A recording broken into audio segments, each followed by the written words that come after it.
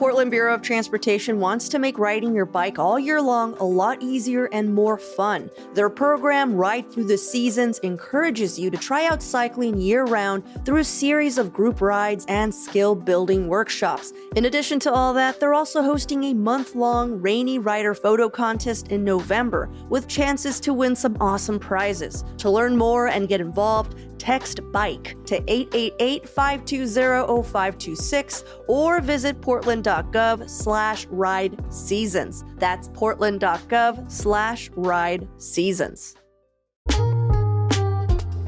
Hey guys, want to make your home cozier and save a little more money? Take a free online energy assessment from Energy Trust of Oregon. It's fast, easy, and gives you personalized tips to boost your home energy savings, lower bills, and more comfort. Shoot, I'm taking this quiz. Let's take it together at visitenergytrust.org/assessment. We can join thousands of Oregonians already making smarter energy moves. That's energytrust.org/assessment.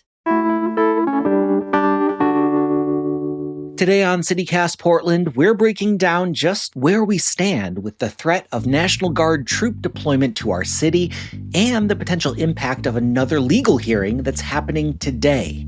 We'll also be discussing just what we're seeing at the Portland ICE facility, why Mayor Wilson's emergency shelters are still half empty, and the unexpected comeback of the beloved outdoor store Next Adventure. Joining me on this week's Friday News Roundup are Willamette Week City Hall reporter Sophie Peel and senior producer Giulia Fiaoni. It's Friday, October 24th. I'm executive producer John Notarianni in for Claudia Meza, and this is what Portland's talking about. Hello and welcome to the Friday News Roundup. Sophie, Giulia, thanks for being here. Hey. Hi, John. Hello, good morning. Good morning. So for those of you new to the show, it's Friday. This is the day that we break down some of the biggest local stories of the week with some of the best and brightest journalists in town. But before we jump into the news, I like to ask our guests an opening question so we can help you get to know them just a little bit better. And guys, today's opening question comes from this pretty crazy breaking story about the Portland Trail Blazers. They just opened their season with a loss to the Timberwolves, but this is big news about their coach, Chauncey Billups. It was just reported that he was arrested by the FBI along with 30 other people during a pair of giant federal gambling investigations. Let's just let that sink in for a minute. Yahoo Sports is reporting that Billups was involved in a high-stakes poker game with other NBA coaches. Billups knew these games were rigged, allegedly, but he participated to make them appear legitimate. And the craziest part is these were operated by organized crime families. USA Today names the Lucchese family, the Bonanno family, the Gambino and Genovese mafia families. All the big ones. All my favorite mafia families together in one place. So I know the two of you aren't the biggest basketball heads in the world, but I wanted to ask you an opening question on the back of this story. What is the worst side hustle that you've ever had? Okay. This is some deep Giulia lore. So I was one of those hustler kids that felt like they needed to be working and making money at a young age for whatever reason. Nothing my parents were doing. It was just completely in my own head. So I was trying to find ways to make money, and I stumbled upon online surveys, and we all know what that is. It's just data scrubbing. And I spent what was hours one afternoon just trying to make a little bit of cash, inputting all of my family's personal information on these websites. I don't even remember what they were. And to this day, my cell phone number is still the same from when I was that age. I get spam texts and calls all the time. So you didn't make any money selling your family's social security numbers on the internet? Believe it or not, no. Oh. What about you, Sophie? Bad. I've had a number of bad side hustles. I think similar to Giulia, when I was 9, I decided to start a weeding business. And, my parents thought it was cute, so they helped me make little flyers and everything. So I weeded neighbors' gardens for a while. And then 5 years ago, maybe, I was working some gig jobs, and I was just trying to find online things. And so I signed up for tutors.com. And I tutored this like random like 8-year-old child in English who lived in Beaverton. He was wonderful. He was so cute. We actually became like little pals. It was all virtual because it was during the pandemic. So we'd like have these Zoom calls and we'd have an hour-long session. We'd like read together. I'd have him write. Very cute, very cute. So that was probably, oh, and then also from tutors.com, there was a woman who was like 50 and she was like, I want to learn how to write better. So I had a couple sessions with her and then she kind of ghosted me. So I don't know if I was bad at it. But both of your side hustles sound like deeply ethical, Sophie. Yeah. Well, And, like- they were and, like- to make money. And like very honorable, like helping society. But that wasn't the root of it. I just wanted to make money. Yeah, But they did make yeah. me feel good. And then I will say, even like still occasionally, I'll have this stroke of inspiration that I'm going to make a lot of money on Facebook Marketplace by selling like old clothing. So I take nice pictures and I do descriptions. And then it's like, a week goes by, 0 clicks on the listing. And then I'll Yeah. get like 1 click on the listing and then I'll knock the price down by 50%. And then like, suddenly a pair of leggings has become $3 and still no one's buying it. So that has never really panned out for me. Oh my gosh. This is an That's so ongoing funny. hobby. This is an Side ongoing hustle. side hustle, Yeah. helping to pay the bills. Well, thank you so much, you guys, for your responses. But let's get into the news of the week. The big story is the same big story that has been the big story for weeks, which is the question of whether troops are coming to Portland. And it is increasingly feeling like a win, not an if at this point. Today, we're taping Thursday morning, and this stuff has been moving so quick. It's possible some of these details have changed by the time that we get this episode out, but here's where we are today. Earlier this week, we had the ruling from the Ninth Circuit Court in favor of the Trump administration's push to send troops into Portland. As of today, no National Guard troops in our streets because there are a couple things still standing in the way. Again, as we discussed on Wednesday, there are 2 restraining orders at stake. The first from U.S. District Judge Karen J. Immergut about the ability to send Oregon National Guard troops into Portland. That's the one that the Ninth Circuit ruled against. But we still have this broader second order in place, and that's the one that bars any federal deployment of National Guard troops into Oregon. Now, the Justice Department has asked Immergut to rescind that order as well, but so far she hasn't done it. The city and the state and California, for some reason, have said that that second order should stay in place. I love that California is like, yeah, keep that Oregon thing going. We want that to happen. Immergut still needs to make a decision on like what she's going to do about this. She set a phone hearing for 10 a.m. on Friday, and she's going to discuss this motion from the federal government. Theoretically, Immergut could rule at the end of that hearing Friday morning, so we could have a decision on what's going on with that second restraining order. But at the same time, we are still waiting to hear about the en banc, which is my new favorite legal term that I've had to say a dozen banc. times. I think everyone in Portland went from not knowing what that meant to knowing what that meant. Yeah. Viva en banc. Yeah. Here's what this is all about. On the Ninth Circuit, there's 29 judges. The initial opinion was written by 3 judges. 2 of those were Trump appointees. And there is this maneuver, I guess, where they can call for a larger group of judges, which would be 11, to take over the case, make their own ruling. This is sort of reserved for cases where there's a whole lot of legal complexity. So we're waiting to hear on whether the Ninth Circuit is going en banc. Written arguments were due on Wednesday night. Again, as of Thursday morning, we haven't heard anything. If this en banc does pass, there could be a huge delay. I was looking at their website.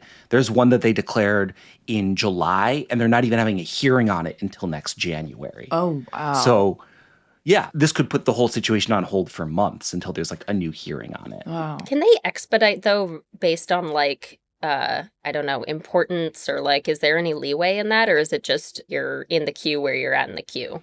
I mean, I think it's up to the court to decide. I was looking at their website, and there definitely are some that are coming at a quicker clip than that. And this is something that on this 10 a.m. call, Judge Immergut is asking lawyers to be ready to discuss, right? So the judge that is holding this restraining order sort of has this eye on it of like, this could be coming. This probably weighs into the decision. So those are the 2 big things in the way right now. 2 other things that could completely like screw this up even more. Number 1, there's a similar appeals ruling from Chicago, right? The appeals court ruled to block a deployment there.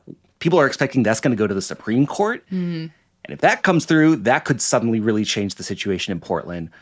And number 2, Judge Immergut is still planning to hold a 3-day trial on October 29th about this whole situation. That's coming up like next week. A trial for what? Who's on trial? She says the law is on trial, Sophie. The man is on trial. I mean, she's going to be hearing testimony basically related to this entire lawsuit over the troop deployment, right? Over all the legal measures that are flying back and forth. Like things that it's expected that she's going to discuss are things like whether the Trump administration is violating state sovereignty, whether the Trump administration has the authority to call up the guard in these circumstances. I mean, my read is just like this sort of just throws more legal precedent chum into the water that another court is then going to have to decide on. Yeah. Right. But yeah, those are, to my read, all of the legal maneuvers that are going to be happening within the next 10 days. Oh my gosh. The end game is just that this ends up at the Supreme Court, right? Like that's where this is all headed. Yeah. Most likely. I mean, ultimately, it's going to end up at the Supreme Court one way or another. But it is then just sort of a question of what happens in the interim, Like, let's say Immergut drops the second restraining order. Let's say this en banc doesn't happen. That does mean that we could have troops in the streets, for a duration of 60 days, well before it gets to the Supreme Court. But we don't know, you guys. I don't know the answer. Oh, gosh. Yeah. In the meantime, protests are continuing to go on. I mean, This past weekend, we saw 40, if not 50,000 people in the streets of Portland. Giulia, I know you were out taking pictures, keeping an eye on a lot of this. What did you see out there? Yeah, I kind of wanted to just see things for myself and witness this moment that we're in and document a bit of it. And the No Kings protests throughout downtown and on the waterfront for a 40, 50,000 person event was largely uneventful. It was about as chill and as smooth as a protest could go, which was really comforting. I loved being in that community. There were so many different types of folks out there. All the costumes were super creative and just very meaningful to be in that space. But I did drop by the ICE facility afterwards around 4 p.m. And it was also somewhat tame, but a much different energy. There was maybe 100 people or so within the half hour that I was there. Folks of all kinds, right? Like parents with their kids that dropped by after the No Kings protest, young adults in protective gear that have been hanging out there for a while, different media people that were just filming things, and some MAGA folks that came by fully masked, just trying to instigate folks, which really didn't get a rise out of anyone. I got the sense that was happening quite a bit. And then there were, of course, ICE and DHS officers on the 2-tiered roof that we've seen so many pictures of, with full face coverings and crowd control munitions on hand. And then there was a mix of unmasked Portland police and state troopers on bikes in a group at the far end of the protest perimeter. So it felt like literally everybody was there. But outside of heckling from protesters saying some hilariously mean shit, there wasn't really much happening. It wasn't violent, but things did take a turn. So I was there for about 20 minutes. Again, it wasn't even 5 o'clock yet. It was fully bright outside. There was children in the area. And entirely unprovoked, they opened the gates of the ICE facility and 20 or so troops came out in a group, moving towards the crowd. The crowd didn't really respond. There was that continued shouting. But there was a point where, in that moment, an officer threw a tear gas bomb down from the rooftop. And as soon as the cloud spread, I heard later on from a protester that was tear gassed that one of the officers shoved a protester. And that led to 10 or so tear gas bombs being dropped within a couple rounds, within 30 seconds. So it kind of just blew up the situation, literally. Everybody got fucked up, including myself. It was really bleak. And as soon as that happened, the interesting thing that I saw was that Portland police and state troopers immediately biked away. And the reason why I noticed they're we don't want any part of this. Oh yeah, they're probably, it's probably protocol, right? But the reason why I noticed that was that there was a woman screaming at the top of her lungs, help us, because I think people get this idea that for some reason, Portland police this time are actually on our side. Mm-hmm. So the thing that really got to me was just the general shock and frustration by folks that showed up without protective equipment, thinking that they could at least rely on the warning signs of hey, we're asking you to leave, mm-hmm. we're asking you to leave. And then the tear gas drops, but there was no warning. It was completely random. So it's I think ultimately what I got from that is like, I think Portlanders are having a really hard time because they're trying to be an example nationally, right? Like we're trying to remain peaceful. We're trying to approach it in this absurdist way to capture this spirit of Portland while we are actively being made an example of and our most vulnerable people, specifically by the Trump administration. So we're caught in this moment. And I don't know, if you're going to go out there, please just be safe. Bring gear, bring a buddy. It's pretty serious, and it's really hard to know how to respond in those moments if you're not prepared. But yeah. It's like we know this with the Trump administration. Like process does not matter to them. There is no process. Like there's no steps. There's no steps between 0 and 100. It just goes from 0 to 100, and there can be zero provocation, and it just doesn't matter. Mm-hmm. Yeah. Well, Giulia, I'm super sorry you went through that, and thank you for the reporting. Thank you. Thanks for checking us out and filling us in. Let's take a quick break here, and then let's move on to some more news of the week.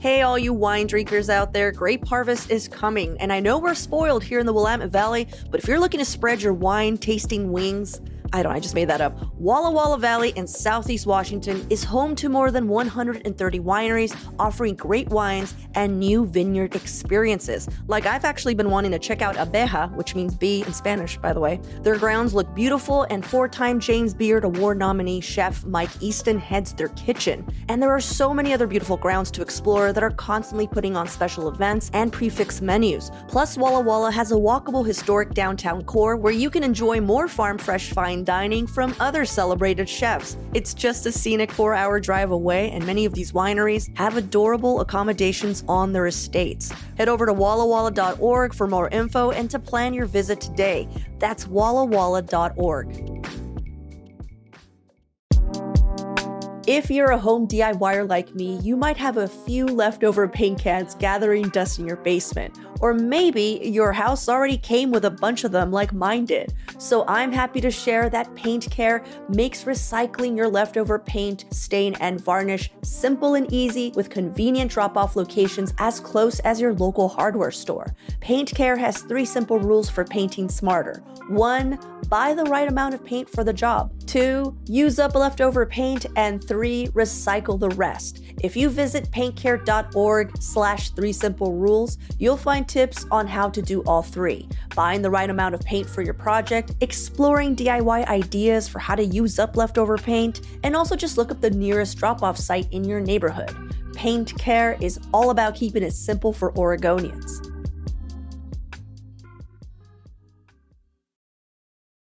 All right, Sophie, what do you got for us today? Yeah, I'm talking about Mayor Wilson's plan to pledge to end unsheltered homelessness by December 1st of this year. I think as probably most listeners know by now, his sort of laser focus is to open 1,500 overnight shelter beds by December 1st, so within the first year of his administration. And, by his telling, that will functionally end unsheltered homelessness. I think most people know it's not nearly that simple, but, that's sort of been his pledge from the very beginning from his campaign. So he has, in the last 3 or 4 months, sort of opened a rash of overnight shelters. Some of them have not had promised amenities in them. There's been some reporting about sort of like less than stellar sanitary conditions and, neighborhood backlash, which is a story old as time. But yeah, so far he has opened over 800, and it sounds like by the end of the week, he's going to announce another 300 or so. So he's going to have opened 1,100 beds.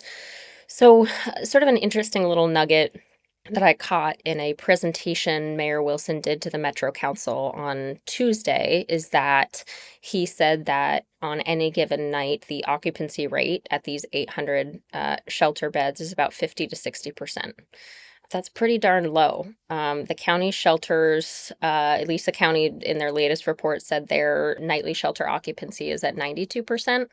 And I think the Metro Council was overall with his presentation, and of course his presentation put his entire plan in like very rosy terms, but they really questioned that. I think it was Metro Councilor Ashton Simpson that basically said, okay, so when you get to this 1,500 number, that means only I mean, simple math, 750 people are going to be staying there on a given night. Like, then we're just going to have 750 beds that are empty. Like, that doesn't seem like, yes, you got the beds, you got the number, but if the people aren't occupying them, like, what is this? Mhm. And I think the mayor tried to sort of say, yeah, well, we're going to be more flexible with sort of like flexing up and down, like he calls it surging the number of beds based on weather, based on other factors. But it's like if you have 1,500 beds, what does it mean to like, okay, if we have less demand, we're gonna decommission 100 of these beds for a night? Like what, I don't even know what that means necessarily. Mhm. Like the beds are there. You don't decommission a bed for a night. But I think it was just a very small thing to show that the mayor's plan probably isn't working as well as he would like it to. I think people know that going to a shelter bed for a homeless person is like, it's a very complicated thing. It depends on what the barriers to the shelter are. It depends on location. It depends on whether, like, how much stuff you can bring. It depends on whether you can bring your pet. Like, if you have a tent set up, what are you going to do? Take down your tent every single night and, pack it up and go to a shelter bed and then, get kicked out at 8 a.m.? I think the cracks in his plan are starting to show a little bit.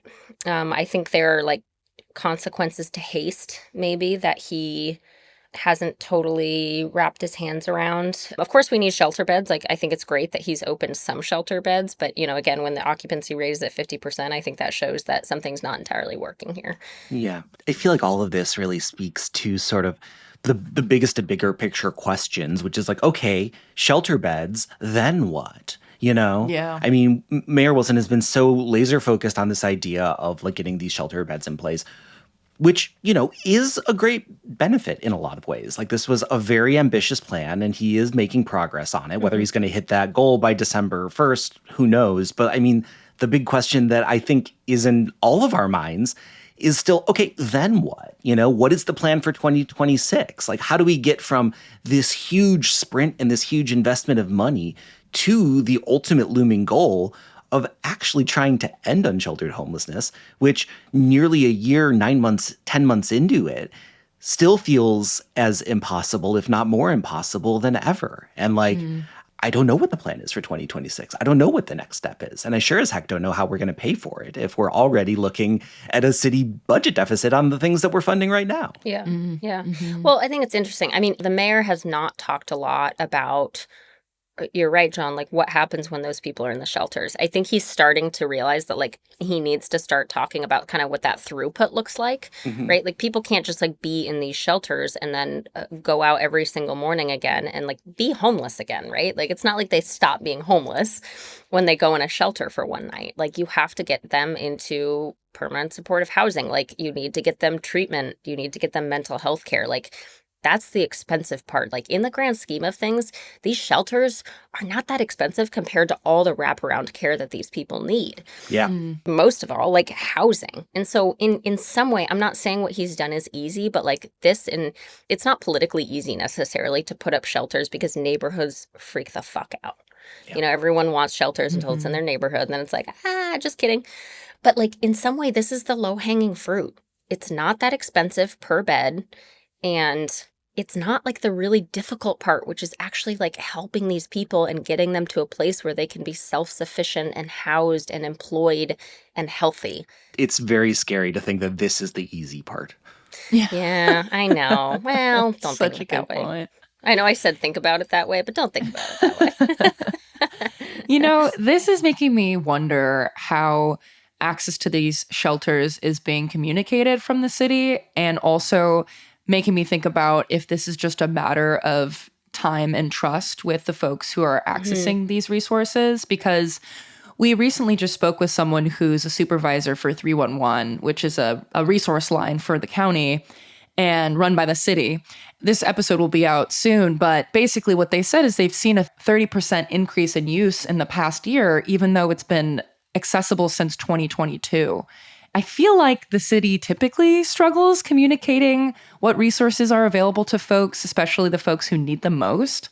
To give the mayor some credit, I guess, I think it's just going to take some time for folks to even know that these shelters are available to them, and for people to want to show up and trust that they're going to be taken care of, especially given that they haven't run so smoothly yet So I wonder how this will look in a year's time is kind of what I'm saying. I think it may just need a little bit more time to settle in for it to feel like it's effective. I think you're totally right. I think there's going to be a delay in use. Mm-hmm. And so I don't want to be like totally hard on them and say, okay, this means that the shelter beds are only ever going to be at 50 to 60% occupied. Like, it's hard to dispel information to people on the streets, right? Like, it's hard and it takes time. And I do think there is that trust building that needs to happen. And yeah, I think that's a really critical part of it. I also wonder if, like, since obviously shelters are place-based locations, if homeless people were sort of start to like kind of pick their shelter in a way and just hang in that specific neighborhood.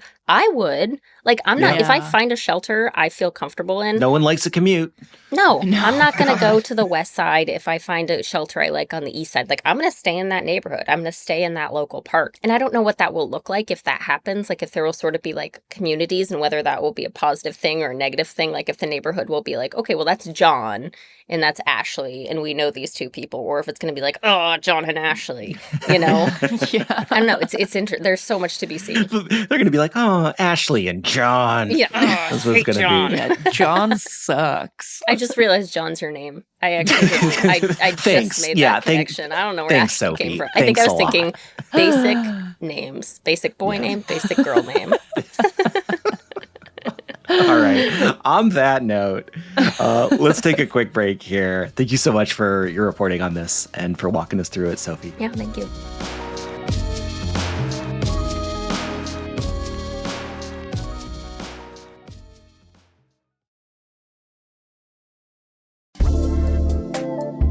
This episode is brought to you by Mubi, a global streaming service dedicated to elevating great cinema. On Mubi, you can stream beautiful hand-picked films anytime, anywhere. And right now, you can stream Lurker, a sharp psychological thriller and the directorial debut of the Bear and Beef writer-producer Alex Russell. It follows a 20-something retail clerk who crosses paths with a rising pop star and slowly worms his way into their world. As the line between friend and fan blurs, access and proximity turns into a matter of life and death. You can watch Lurker and so much more exclusively on Mubi, and the best part, you can try it for free for 30 days on us. Just head to Mubi.com/CityCast25. That's MUBI.com/CityCast25.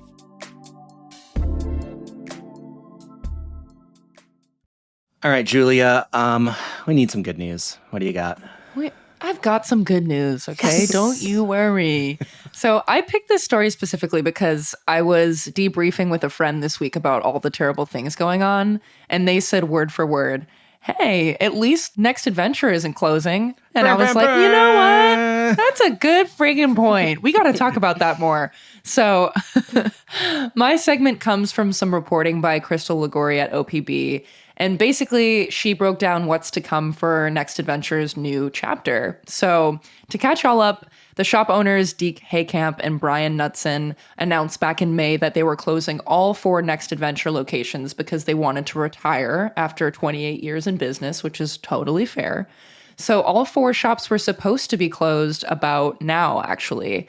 But in the final weeks before closing, some local folks and Next Adventure employees swooped in and decided they wanted to hold on to 2 of the shops, keeping them open with an emphasis on, quote, local ownership and employee participation.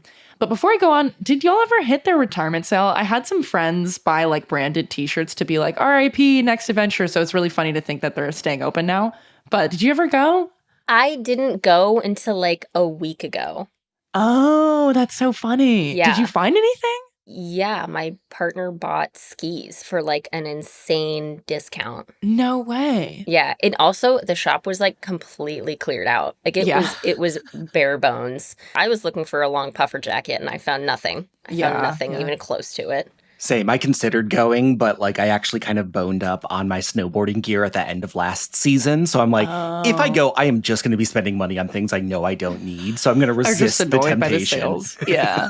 Yeah. I went and I bought a backpacking backpack, which I was pretty excited about. I did see those and they were great backpacks for so cheap, like I 60, know. 70% off. Oh my I was God. so stoked about it because I'm just getting into like outdoor culture. It took me a while Outdoor to warm culture. up to it Nature because I moved here culture. like 4 years ago. So I'm like, okay, it's going to take me a second to like actually get how to do this. Have you backpacked yet?